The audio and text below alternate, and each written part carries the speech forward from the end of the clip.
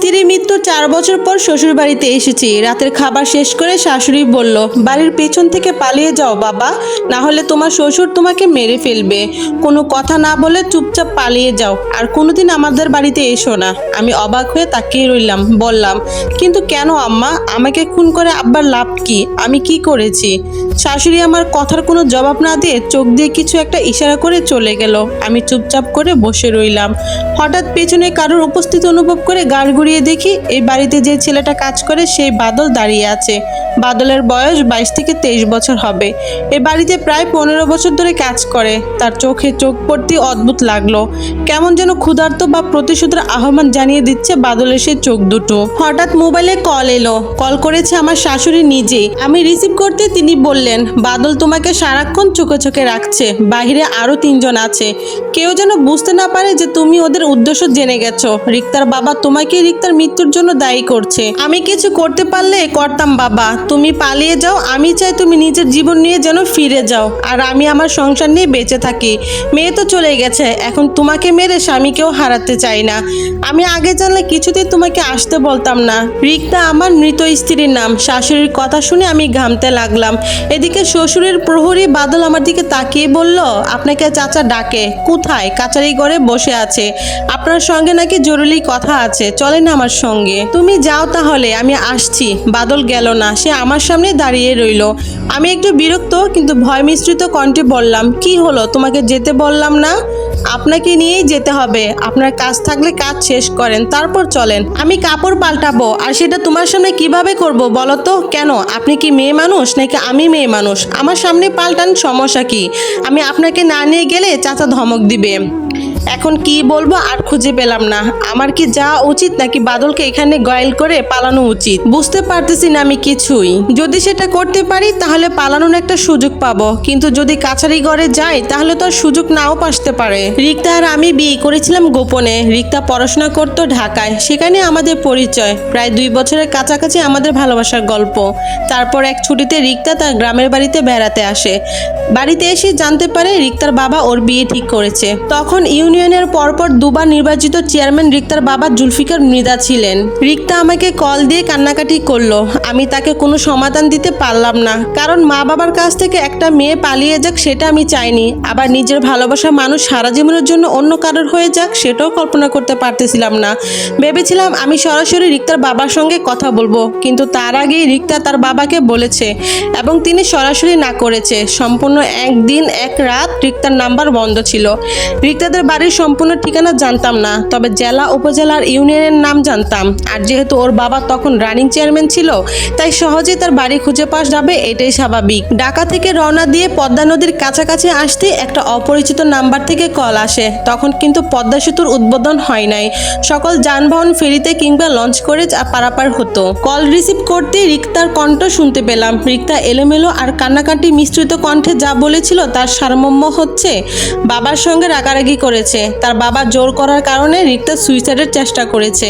তারপর তাকে অসুস্থ অবস্থায় খুলনা একটা হসপিটালে ভর্তি করা হয়েছিল। একবেলা থেকে খানিকটা সুস্থ হয়ে রিক্তা হাসপাতাল থেকে পালিয়ে গেল। যে নাম্বার দিয়ে কল করেছিল সেটা ছিল ওর এক বান্ধবীর নাম্বার। ওই বান্ধবীও রিক্তার সঙ্গে একসঙ্গে পড়াশোনা করে।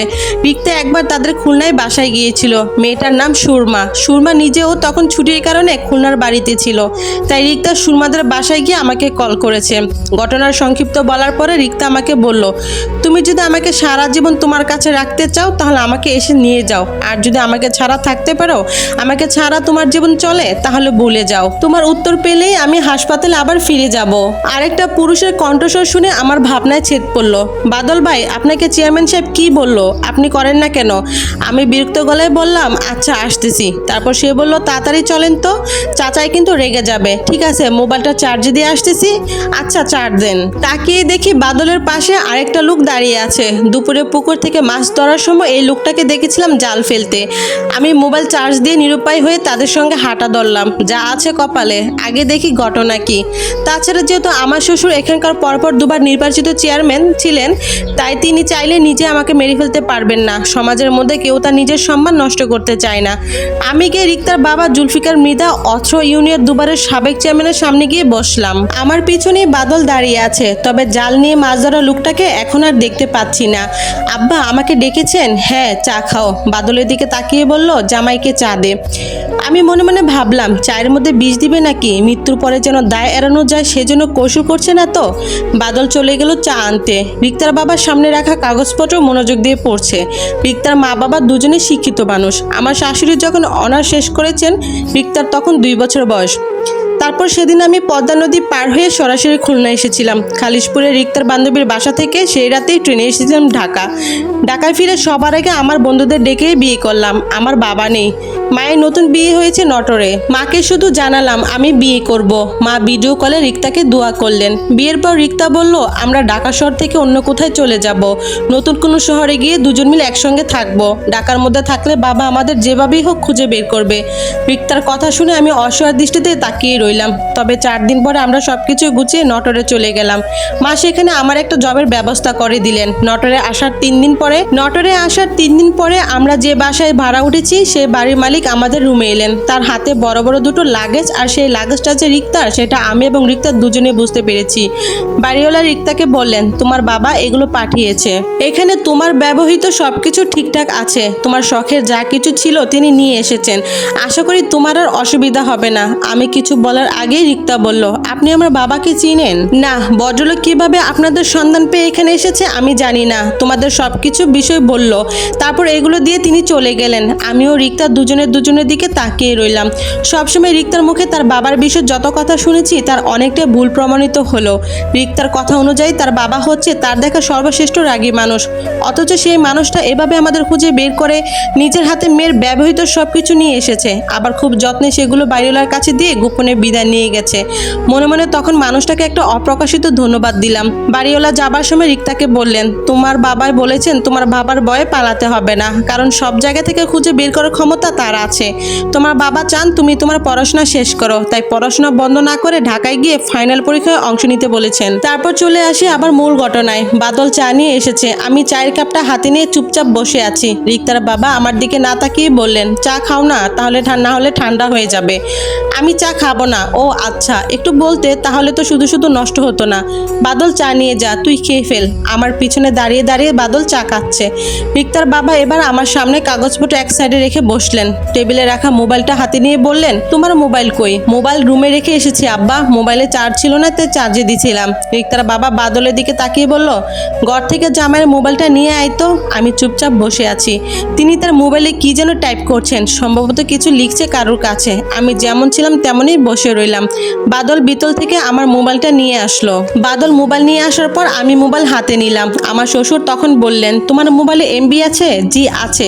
ডাটা চালু করো, দেখো তো তোমার মেসেঞ্জারে কোনো মেসেজ এসেছে কিনা। আমি ডাটা চালু করলাম, আর তখনই মাত্র কয়েক সেকেন্ডের মধ্যে সবচেয়ে বড় ধাক্কাটা খেলাম। রিক্তা মারা গেছে আজ থেকে 4 বছর আগে।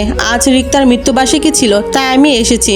কিন্তু আজ হঠাৎ রিক্তার সেই পুরনো ফেসবুক আইডিতে মেসেজ এলো কিভাবে? এই আইডি তো গত 4 বছর ধরে বন্ধ ছিল। আমি মেসেঞ্জারে গিয়ে রিক্তার আইডি দিয়ে আসা মেসেজটাকে পড়তে লাগলাম। আমার মেয়েটা তো আমাদের চেয়ে তোমাকে বেশি ভালোবেসেছিল।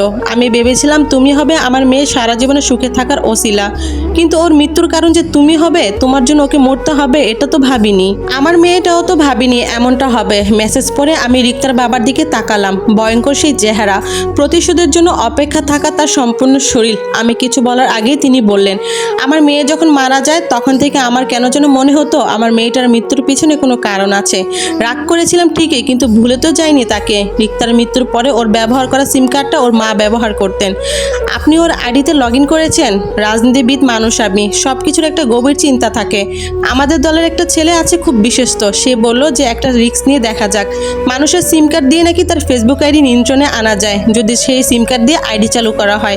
আর আমি তো ভালো করেই জানি রিক্তা ওর জীবনে মাত্র একটাই সিম কার্ড ব্যবহার করেছে। তাই আমার দলে সেই ছেলেটার সাহায্যে আমি রিক্তার আইডিতে গেলাম, কারণ সেখানে হয়তো কিছু না কিছু পাবো সেই বিশ্বাস আমার ছিল। হয়তো তোমার কাছে, নয়তো তার নিজের কোনো বন্ধুদের কাছে সঙ্গে নিশ্চয়ই হতাশার কিছু শেয়ার করেছে। এবার আমার গলা শুকিয়ে গেল। রিক্তার মৃত্যুর আগে সত্যি সত্যি আমাদের সঙ্গে ঝামেলা হচ্ছিল, তবে সেটা রিক্তার এক বন্ধুকে নিয়ে।